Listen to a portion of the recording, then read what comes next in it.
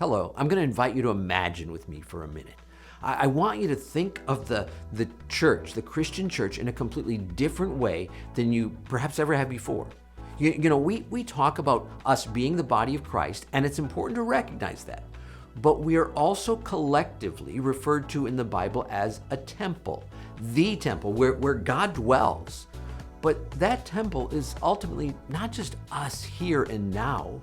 It spans generations back to the beginning and forward into eternity. So in that context, I want you to think about a quote from my friend Garrett Gustafson. He said this: "Many great cathedrals around the world were begun in one generation, but weren't completed until 2 or 3 or more generations later. Building the Duomo in Milan took centuries. In the Middle Ages, it was not uncommon for a mason to spend his entire life continuing to build the same structure that his family had worked on 200 or 300 years earlier." So try to see from that perspective for a moment.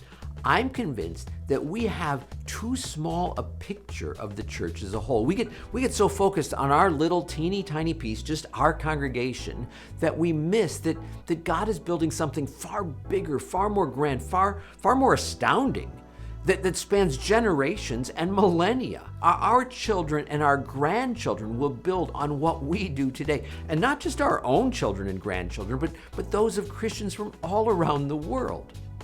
See, when I think like that, it changes not only our current mindset, but it will also change our practices too.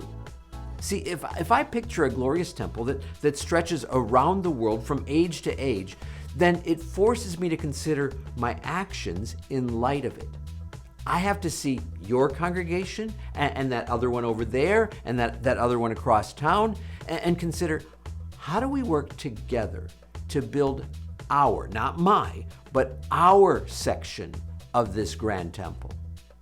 In Jefferson County, Missouri, there's a bunch of us who are working on this section together. Won't you join us?